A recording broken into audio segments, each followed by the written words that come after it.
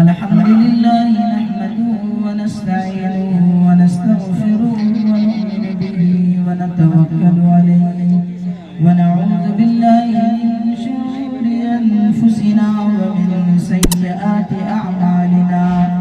من يهده الله فلا مضل له ومن يضلل فلا هادي له ونشهد أن لا إله إلا الله وحده لا شريك له ونشهد أن سيدنا ومولانا محمدا عبده ورسوله أما بعد فأعوذ بالله من الشيطان الرجيم بسم الله الرحمن الرحيم فبما رحمة من الله لنت لهم ولو كنت فظا غليظ القلب لانفضوا من حولك صدق الله مولانا العظيم وصدق رسوله النبي الكريم ونحن على ذلك لمن الشاهدين والشاكرين والحمد لله رب العالمين. میرے واجب الاحترام قابل عزت احترام اسٹیج پر تشریف فرما باوقار علماء کرام سامعین بزم، اللہ رب العزت کا بے حد فضل اور اس کا احسان ہے. اللہ تبارک و تعالی نے ہمیں اور آپ کو یہ مبارک و مسعود موقع عنایت فرمایا. ہم اور آپ آج اس سرزمین پر اللہ اور اس کے رسول کا ذکر خیر سننے کے لیے تشریف فرما ہے. دعا کیجئے کہ اللہ تعالی جو باتیں کہی جائے سنی جائے ہم تمام کو عمل کی توفیق مرحمت فرمائے. حضرات محترم، سیرت النبی کا جلسہ نعتیہ مشاعرہ ہے جس میں ہم اور آپ بیٹھے ہوئے ہیں. اسٹیج پر ہندوستان کے انتہائی معروف و مشہور شعراء کرام جلوگر ہیں. آپ کو تمام کو سن کر کے جانا ہے. یہ پروگرام آپ کا ہے. ظاہر ہے اس پروگرام کو کامیاب بنانا یہ آپ کی ذمہ داری ہے. حضرات محترم، ہم میں سے کوئی انسان چاہے کتنا بڑا بھی گناہ گار ہو، کتنا بڑا بھی گناہ گار ہو، ہم میں سے ہر شخص یہ چاہتا ہے کہ کاش اللہ کے نبی جناب محمد الرسول اللہ صلی اللہ علیہ وسلم کا دیدار کر لیتا، نبی علیہ السلام کا زمانہ ہمیں مل جاتا تاکہ ہم سبوں کی مغفرت ہو جاتی اور وہ سارے واقعات جو صحابہ کرام کے ساتھ پیش آئے ان واقعات میں ہمارا بھی نام ہو جاتا. ایک شاعر کہتا ہے، میں پڑھتا ہوں ملاحظہ کریں کہ ساری صدیوں پہ جو بھاری ہے وہ لمحہ ملتا. تھوڑا بولیے سبحان اللہ. کہ ساری صدیوں پہ جو بھاری ہے وہ لمحہ ملتا، ساری صدیوں پہ جو بھاری ہے وہ لمحہ ملتا، ساری صدیوں پہ جو بھاری ہے وہ لمحہ ملتا. کہ ساری صدیوں پہ جو بھاری ہے وہ لمحہ ملتا. کاش سرکار دو عالم کا زمانہ ملتا، کاش سرکار دو عالم کا زمانہ ملتا، کاش سرکار دو عالم کا زمانہ ملتا. یا رسول اللہ، جب آپ کا زمانہ ہمیں میسر ہوتا تو وہ سارے واقعات جو آپ کے ساتھ پیش آئے، اے اللہ کے پیغمبر علیہ السلام، کبھی ہم بھی آپ کے ساتھ ہوا کرتے. اس لیے شاعر کہتا ہے کہ آپ کو دیکھتا مکے سے میں ہجرت کرتے، آپ کو دیکھتا مکے سے میں ہجرت کرتے. کہ آپ کو دیکھتا مکے سے میں ہجرت کرتے، آپ کو دیکھتا مکے سے میں ہجرت کرتے. آپ کا نقش قدم، آپ کا رستہ ملتا، آپ کا نقش قدم آپ کا رستا ملتا آپ کو دیکھتا طائف میں دعائیں دیتے آپ کو دیکھتا طائف میں دعائیں دیتے کہ آپ کو دیکھتا طائف میں دعائیں دیتے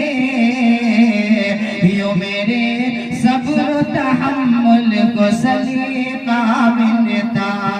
میرے آقا تاجدار رسالت امام کائنات فخر موجودات جناب محمد رسول اللہ صلی اللہ علیہ وسلم کی سیرت پیغمبر اسلام علیہ السلام کا اخلاق و کردار ہمارے اور آپ کے لیے آئیڈیل اور نمونہ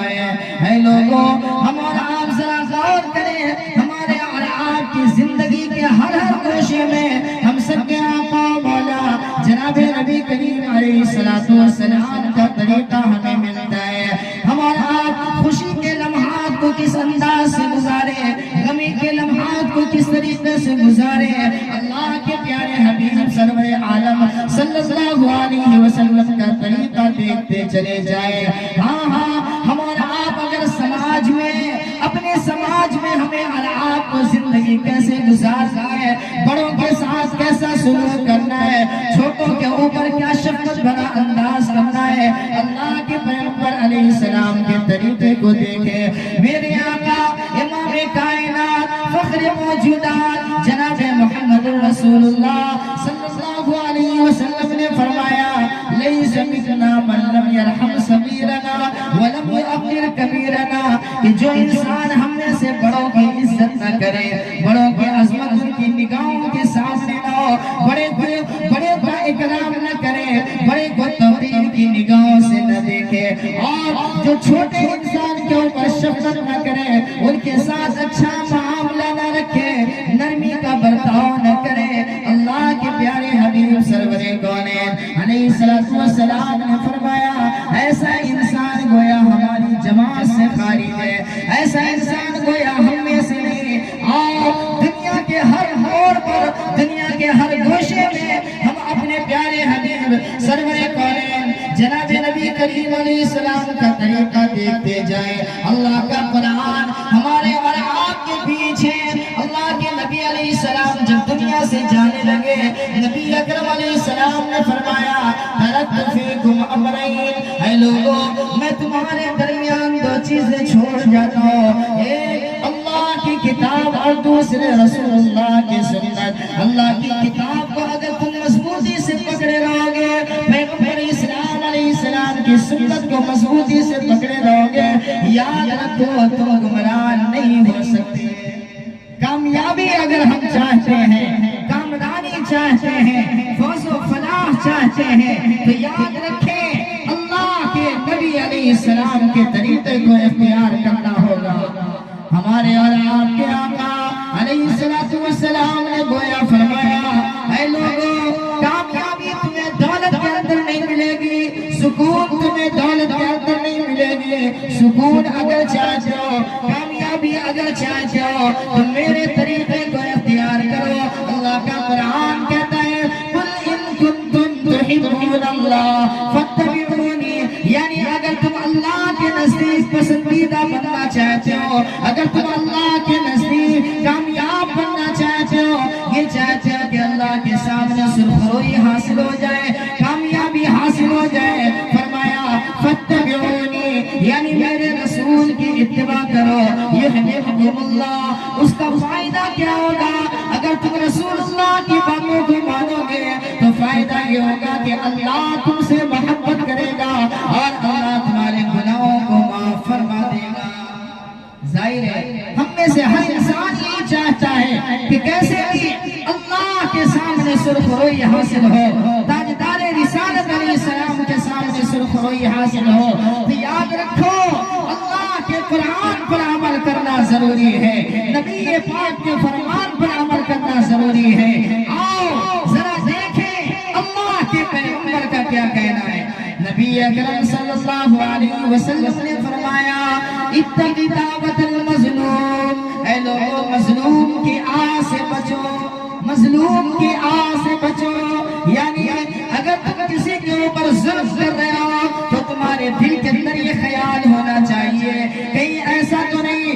میں نے اس کے مال کو ہڑپنے کی کوشش کی ہے، میں نے اس کے اوپر تماچا رسید کیا ہے، ہو سکتا ہے تو 4 آنکھ کے آنسو اللہ کے سامنے گرا دے اور میری آخرت برباد ہو جائے۔ اے لوگوں، اللہ کے پیغمبر علیہ السلام نے ہمیں اور آپ کو یہی تو بتلایا، اتقی دعوت المظلوم، مظلوم کی آہ سے بچو۔ جو مالدار ہے انہیں چاہیے کہ ہم اپنے کمزوروں کے ساتھ مدد کا معاملہ کریں، اپنے کمزور کی مدد کرنے کی کوشش کریں، اپنے کمزوروں کے اوپر ظلم نہ کریں۔ آپ کے گھر کا پڑوسی اگر کوئی ہے، اپنے پڑوسی کی زمین کو ہڑپنے کی کوشش نہ کرو۔ یہ ہمارے اور آپ کے آقا جناب محمد رسول اللہ کا فرمان ہے۔ یہ نبی علیہ السلام کی سیرت ہمیں اور آپ کو یہ بتلا رہی ہے کہ اے لوگوں، اپنے دامن کو پاک صاف رکھنے کی کوشش کرو۔ یاد رکھیں، اللہ تعالیٰ نے ہمیں اور آپ کو جو زندگی عطا فرمائی، کوئی بہت زیادہ لمبی زندگی نہیں ہے، 50 سالہ، 60 سالہ، 70 سالہ، 80 سالہ زندگی ہے، اور اس کے بعد ہم تمام کو اس دنیا کو چھوڑ کر جانا ہے۔ جس دنیا کی محبت میں ہم نے ایک دوسرے کو ستایا، ہم نے ایک دوسرے کے دل کو چھلنی کیا، اے اللہ کے بندو، اللہ کے سامنے ہمیں اور آپ کو کیا جواب دینا ہے؟ ذرا غور کریں۔ اللہ کے نبی سرکار دو عالم علیہ السلام نے فرمایا، اے لوگوں، مظلوم کی آہ سے بچو۔ اپنے گھر کے بغل میں اگر کسی کا گھر ہے تو آپ یاد رکھیں، جہاں تک ہو سکے اپنے پڑوسی کو خوش کرنے کی کوشش کرو، اپنے پڑوسی کا خیال رکھا کرو۔ آپ کے گھر میں اگر کوئی عمدہ چیز بن رہی ہے تو آپ اپنے پڑوسی کی بھی مدد کرنے کی کوشش کرو۔ اگر ان کے گھر میں اتنی استطاعت نہیں ہے کہ وہ آپ کے مطابق کھا سکے، پی سکے، پہن سکے، اللہ نے آپ کو وہ دولت عطا فرمائی ہے، وہ مال میں فراوانی عطا فرمائی ہے۔ نبی کی سیرت ہمیں اور آپ کو یہ سبق دیتی ہے کہ آپ اپنا خیال جس طریقے سے کر رہے ہیں، اپنے معاشرے میں غریبوں کا بھی خیال کریں، کمزوروں کا بھی خیال کریں، ضعیفوں کا بھی خیال کریں، بیواؤں کے سہارا بنے، یتیموں کے آسرا بنے۔ یاد رکھیں، یہ ہمارے اور آپ کے آقا جناب محمد مصطفیٰ صلی اللہ علیہ وسلم کا طریقہ کار۔ آج ہم اور آپ کتنا ایک دوسرے کی مدد کرتے ہیں، ذرا غور کریں۔ میرے آقا تاجدار رسالت علی نبینا علیہ السلام جب غار حرا سے تشریف لائے، اپنے گھر پر آنے کے بعد حضرت خدیجہ الکبریٰ بیوی سے کہنے لگے، اللہ کے پیغمبر علیہ السلام کہتے ہیں، لقد خشیت علی نفسی، مجھے اپنی جان کا اندیشہ ہے، یعنی مجھے اپنی جان کا اندیشہ ہے کہ میری جان خطرے کا شکار ہو جائے۔ اللہ اکبر۔ ذرا غور کریں، آج کی بیویاں اپنے شوہروں کو وہ تسلی نہیں دے پاتی۔ ذرا غور کریں، میرے آقا علیہ السلام کی بیوی حضرت اماں خدیجہ الکبریٰ نے جو تسلی آمیز جملے ارشاد فرمائی، بخاری شریف کے اندر وہ نقل کیا گیا ہے۔ فرمایا، اللہ کے پیغمبر علیہ السلام کو دلاسا دیتے ہوئے، کلا واللہ ما یخزیک اللہ ابدا، اے نبی ہرگز نہیں، اللہ کبھی آپ کو ضائع نہیں فرمائیں گے، رسوا نہیں ہونے دیں گے۔ کیوں؟ اس لیے کہ آپ ان اعلیٰ صفات کے حامل ہیں کہ جن اعلیٰ صفات کے حامل جو بھی ہوگا اللہ اس کی مدد فرمائے گا۔ فرمایا، انک لتصل الرحم، اے نبی علیہ السلام آپ لوگوں کے ساتھ صلہ رحمی کرتے ہیں، آپ لوگوں کے ساتھ اچھا برتاؤ کرتے ہیں، آپ لوگوں کے کام آتے ہیں، آپ مصیبت زدوں کی مصیبت کو دور کرنے کی کوشش کرتے ہیں۔ آپ صرف اپنے لیے نہیں کماتے بلکہ جو مصیبتوں کے اندر گرفتار ہے، جو خود کمانے کے لائق نہیں، اے اللہ کے پیغمبر علیہ السلام آپ ان کے لیے بھی کماتے ہیں۔ دارالعلوم دیوبند میں حضرت مولانا عبدالخالق صاحب مدراسی دامت برکاتہ نے ایک دفعہ کہا تھا کہ اے لوگوں، اللہ نے اگر وسعت دی، گنجائش عطا فرمایا، دولت عطا فرمائی، تو یاد رکھو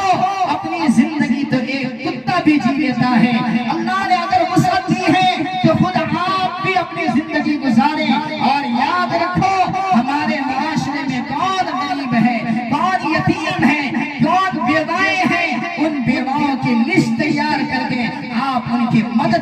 والے بنے. زندگی صرف اپنی گزار لینا کمال نہیں ہے، بلکہ اللہ نے جو زندگی عطا فرمائی ہے اس خوشی کے اندر سبوں کو دیکھنا گوارا کیجئے. صرف آپ خود خوشی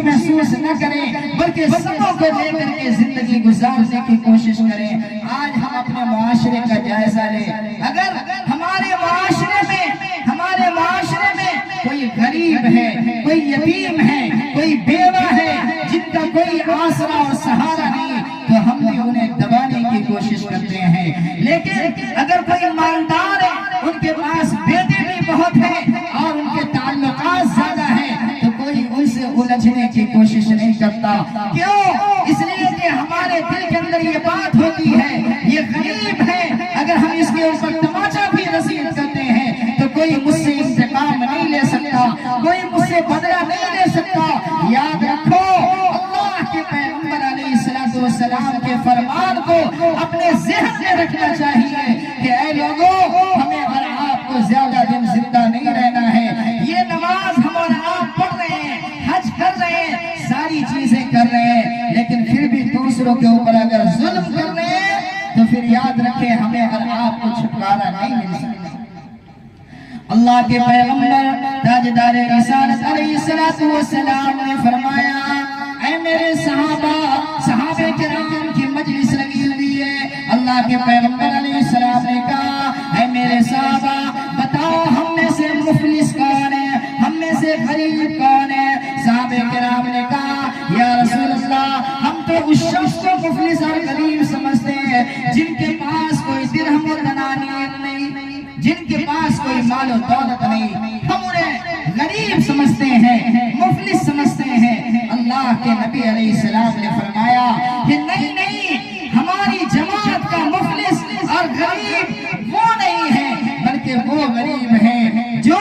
دنیا کے اندر بہت بڑے نمازی کہلاتے تھے، حاجی کہلاتے تھے، نیک اعمال میں سبقت لے جایا کرتے تھے، لیکن حال یہ تھا کہ کبھی اس غریب کو ستاتا، کبھی اس کے اوپر ظلم کیا کرتا تھا.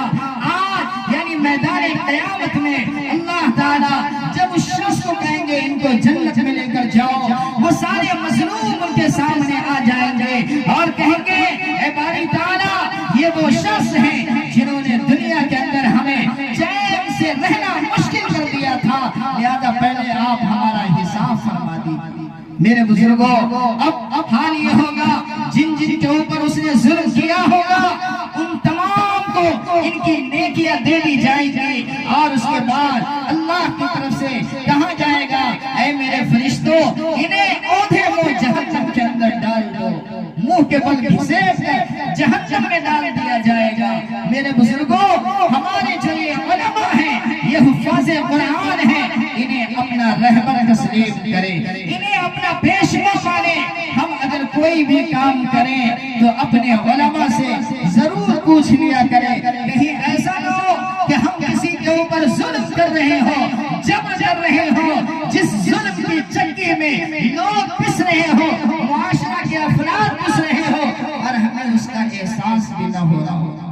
بات سمجھ میں آ رہی؟ اس لیے ہمیں اور آپ کو چاہیے اپنے علماء سے پوچھیں کہ حضرت ہم یہ کام کر رہے ہیں، ہم یہ کام کر رہے ہیں معاشرے کے فائدے کے لیے کام کر رہے ہیں، کیا ہمارا یہ کام بہتر ہے یا بہتر نہیں ہے؟ نہیں ہے تو کوئی آپ صلاح دیجئے، مشورہ دیجئے. اب یہ ہمارے علماء، یہ ہمارے پیشوا، یہ ہمارے رہبر، یہ ہمارے قائد جو کہیں ہم اسے ماننے کی کوشش کریں. میرے بزرگوں، زندگی ہماری اور آپ کی یوں ہی گزرتی جا رہی ہے، دھیرے دھیرے ہمارا آپ قبر کی طرف جا رہے ہیں. یہی وجہ ہے کہ حضرت علامہ عامر عثمانی نے کہا تھا کہ اب قبر میں تنہا، اپنی قبر میں تنہا،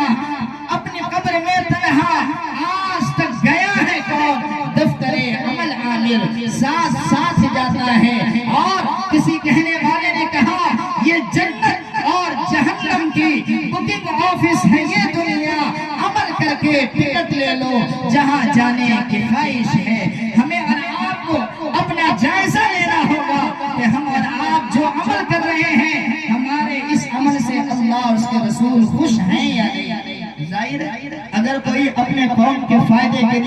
کرے وہ لائق ستائش ہے، قابل تعریف عمل ہے، اور اس کی ہر کوئی تعریف کرتا ہے۔ کوئی معاشرے کے اندر کسی غریب کی بچی کی شادی نہیں ہو رہی ہے، کچھ نوجوان مل کر کے اپنا جائز مال ملا کر کے اس غریب کی بیٹی کو اٹھانے کی کوشش کر رہا ہے۔ ظاہر ہے اللہ تعالیٰ اس سے بہت خوش ہوں گے، لیکن اگر ہم یہ کہہ دیں کہ بھائی اتنا پیسہ سب کو دینا ہوگا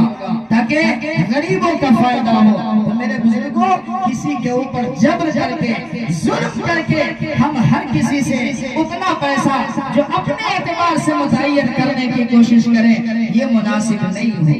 ہمیں یہ دیکھنا ہوگا کہ ہم جن سے پیسے لینے کی کوشش کر رہے ہیں ان کا دل کیا کہہ رہا ہے، کیا وہ خوش ہو کر کے دے رہا ہے یا ان کے دل کے اوپر غموں کا سیلاب امٹ پڑا ہے۔ میرے بزرگوں آج اللہ کے نبی کے اس فرمان کو ذہن میں رکھیں، ارحموا من فی الارض یرحمکم من فی السماء، تم رحم کرو زمین والوں کے اوپر، آسمان والا تمہارے اوپر رحم کرے گا۔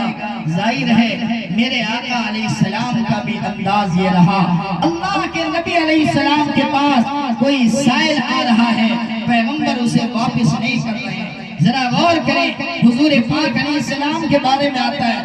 کہ جن کے گھر میں مگینوں نہ چولا جلا، جاتے دم جن کے گھر میں دیا تک نہ تھا، سیموں سر کے دیے جس نے دریا بہا، کوئی محروم در سے نہ سائل گیا، اس نبی کی سخاوت پہ گھر کو سلام، مصطفیٰ شان رحمت پہ گھر کو سلام، ان کی نورانی صورت پہ گھر کو سلام، ان کے پاکیزہ سیرت پہ گھر کو سلام۔ ساری کائنات سے سب سے زیادہ حسین و جمیل اللہ کے پیارے حبیب ہم سب کے آقا و مولا جناب محمد الرسول اللہ صلی اللہ علیہ وسلم ہیں۔ اللہ کے جتنے بھی انبیاء آئے تمام نبیوں میں سب سے اونچا مقام و مرتبہ ہمارے اور آپ کے آقا علیہ السلام کا ہے، لہذا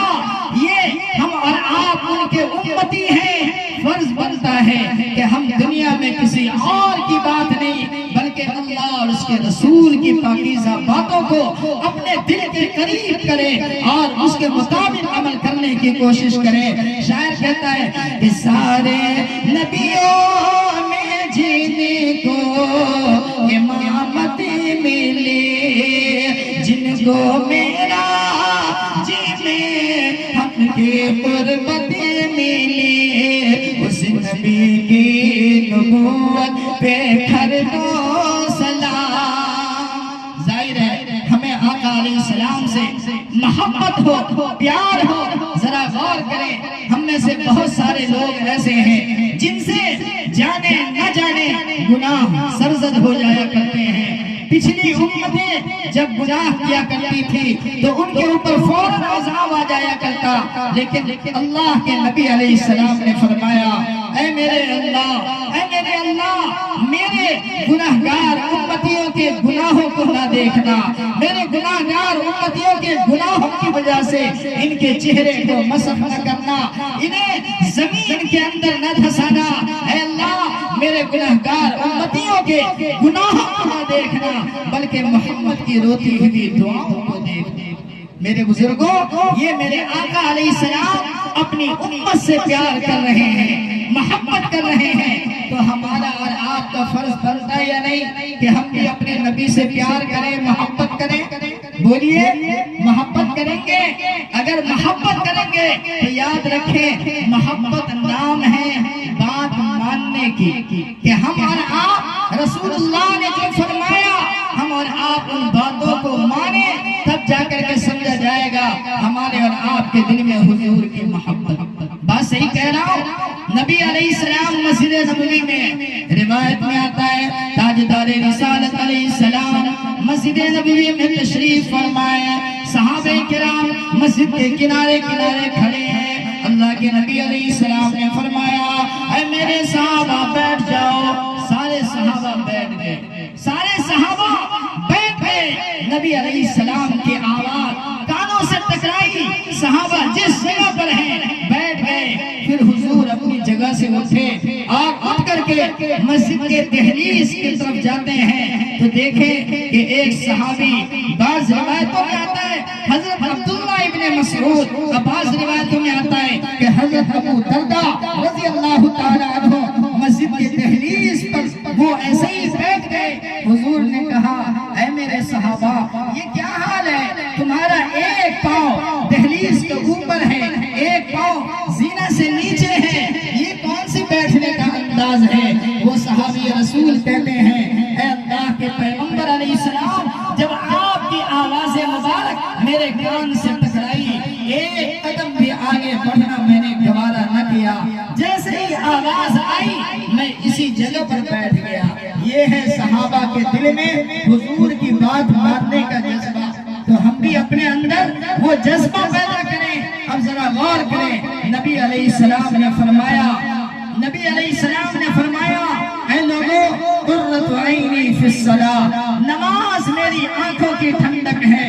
آج ہم اور آپ اپنا جائزہ لیں، ہماری زندگی سے نماز بالکل غائب ہو چکی ہے۔ میرے بزرگوں، اگر ہم چاہتے ہیں اپنی زندگی میں بھی کامیابی ملے، آخرت میں بھی کامیابی ملے، تو نماز کو اپنی زندگی کے اندر داخل کرنے کی کوشش کرو۔ اللہ کے پیغمبر علیہ السلام کے بارے میں حدیث پاک میں آتا ہے، نبی علیہ السلام جب معراج کی رات آسمان کی سیر کر رہے ہیں، اوپر کی جانب جا رہے ہیں، تو اللہ کے نبی نے دیکھا کہ کچھ ایسے بھی لوگ ہیں جن کی زبان کو لوہے کی قینچیوں سے کاٹا جا رہا ہے، کچھ ایسے بھی لوگ